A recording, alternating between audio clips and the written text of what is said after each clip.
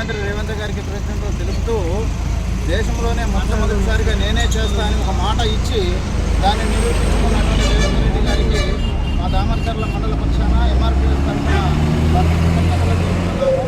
అలాగే 21వ తారీఖు శుక్రవారం రోజున ఎమ్మెల్సీ శంకర్ నాయక్ గారి అభినందన సభకు ప్రతి గ్రామం నుంచి 100 మంది తప్పకుండా రావాలని, 1000 మందితోటి బైక్ ర్యాలీ చేయాలని గ్రామ ప్రజలందరూ మరియు కాంగ్రెస్ పార్టీ కార్యకర్తలను సహకరించి సభను విజయవంతం చేయాల్సిందిగా కోరుకుంటున్నాం.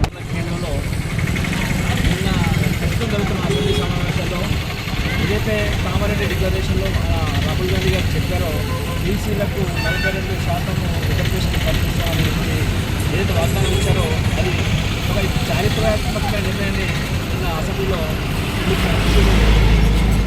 దాన్ని అమలు చేయాలి. ఇది చాలా ఆశించదగ్గ విషయం. ఏదైతే కాంగ్రెస్ పార్టీ తీసుకునే నిర్ణయాలే చారిత్రాత్మకమైన నిర్ణయాలు.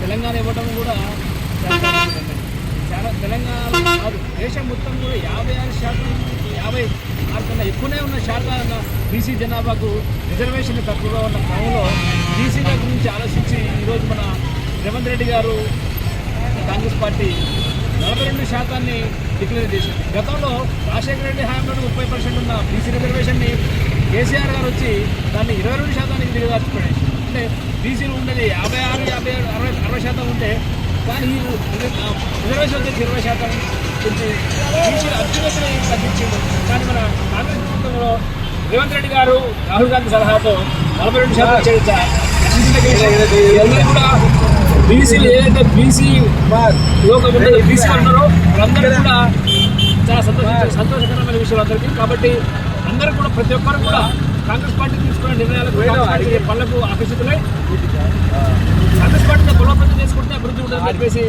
తెలియజేస్తూ ఈ అవకాశం ఇచ్చిన మీ అందరికీ ధన్యవాదాలు. ఓకే, ఈరోజు రాష్ట్ర ప్రభుత్వం ఏదైతే కామారెడ్డి బీసీ డిక్లరేషన్కి అనుబంధంగా ఈరోజు ఇచ్చిన హామీకి అనుగుణంగా రాహుల్ గాంధీ గారి ఉద్దేశంతో ఈరోజు అసెంబ్లీలో 42% రిజర్వేషన్ బీసీలకి విద్య, ఉద్యోగం, స్థానిక సంస్థల్లో కూడా ఈరోజు చట్టబద్ధత కల్పించి తీర్మానం చేసి కేంద్ర ప్రభుత్వం పంపించడం బీసీలందరికీ కాదు, అందరికీ పండగ రోజు. ఎందుకంటే స్వతంత్రం వచ్చిన తర్వాత గతంలో ఎంతోమంది మంత్రులుగా చేశారు, కొంతవరకు బీసీలకి మేలు చేసే కార్యక్రమాలు చేశారు. కానీ ఇప్పుడు రేవంత్ రెడ్డి గారు రాహుల్ గాంధీ గారి వాళ్ళ యొక్క మాట కోసం ఈరోజు రాష్ట్ర ప్రభుత్వం ఈరోజు 42% బీసీల అభ్యున్నత కోసం, బీసీ వర్గాల కోసం ఈరోజు పెద్ద ఎత్తున భారతదేశంలో కూడా ఇది ఏ రాష్ట్రం చేయనటువంటి గొప్ప విషయం. కాబట్టి మనం అందరం అదేవిధంగా స్థానిక సంస్థ, అదేవిధంగా ఎస్సీ రిజర్వేషన్లు కూడా వర్గీకరణ చేసి అందరికీ కూడా సమన్వయం చేసే విధంగా ఈరోజు కార్యక్రమాలు చేయడం చాలా సంతోషకరం. కాబట్టి రాను రోజులు మనం కాంగ్రెస్ పార్టీని ఆశీర్వదించి ముందు జరిగే స్థానిక సంస్థ ఎన్నికల్లో అక్కడ మేర సాధించాలని చెప్పి సందర్భంగా కోరుకుంటూ ముగిస్తున్నాను. ఈరోజు మండల కాంగ్రెస్ పార్టీ ఆధ్వర్యంలో మరి రాష్ట్ర ముఖ్యమంత్రి వర్యులు రేవంత్ రెడ్డి గారికి పాలాభిషేకం, శాసనసభ్యులు మత్తు లక్ష్మారెడ్డి గారికి పాలాభిషేకం నిర్వహించడం జరిగింది.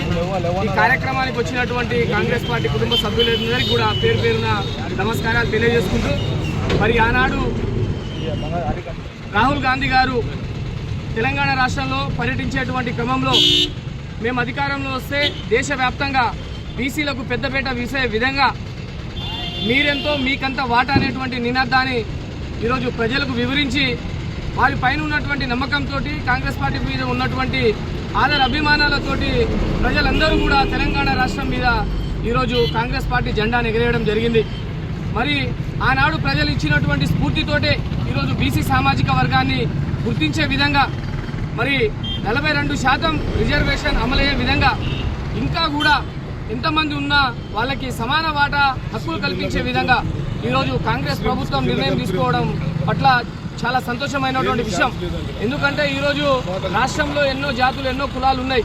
కానీ ఈరోజు ప్రస్తుతం ఎన్నికలను ఆపి మరి దాదాపు 1,00,000 పైచిలకు ఉద్యోగస్తులని గ్రౌండ్ రియాలిటీ తీసుకొని ఈరోజు ఎంత మంది ఉన్నారో అంత రిజర్వేషన్ ఇచ్చే విధంగా ఈరోజు ఇంత ప్రాధాన్యత ఇచ్చినటువంటి ప్రభుత్వం చరిత్రలో నాకు తెలిసినంత వరకు అయితే ఏ ప్రభుత్వం ఈ విధంగా బీసీలను ఈరోజు పెద్దపీట వేసే విధంగా చేయలేదు.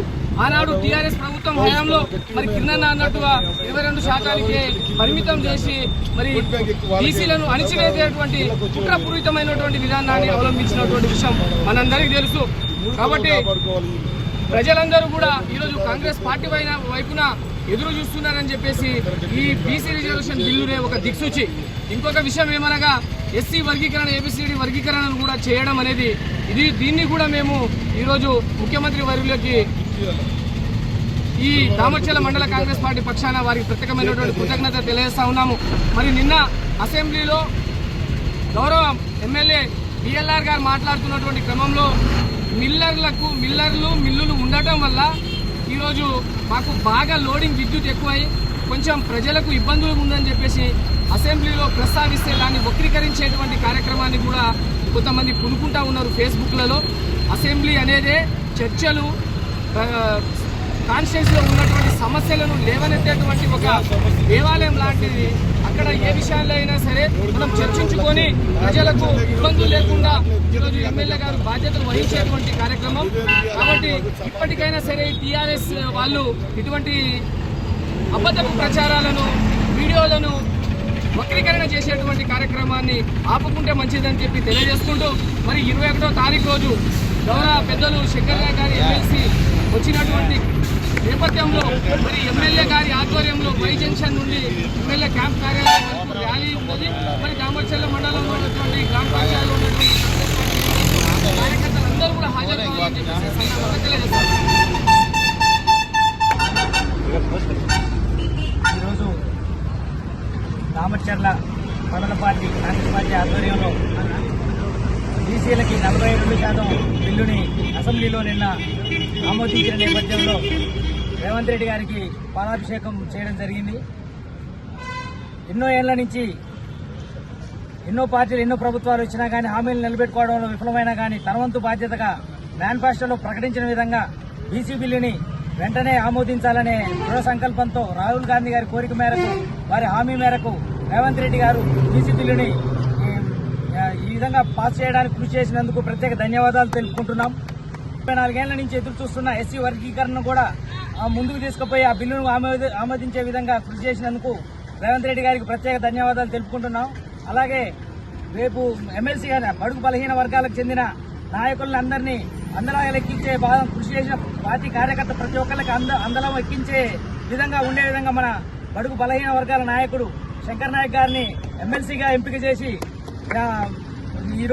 రేపు 21వ తారీఖు మన మిర్యాలగూడకు వచ్చి ఇచ్చేస్తున్న సందర్భంగా భారీ ఎత్తున నియోజకవర్గ ప్రజలందరూ తరలివచ్చి ర్యాలీని విజయవంతం చేయాలని కోరుకుంటూ కాంగ్రెస్ పార్టీ ఇదే విధంగా ఇంకా అన్ని కార్యక్రమాలకు పార్టీ కార్యకర్తలందరూ కృషి చేసి ముందుకు పోవాలని కోరుకుంటున్నారు.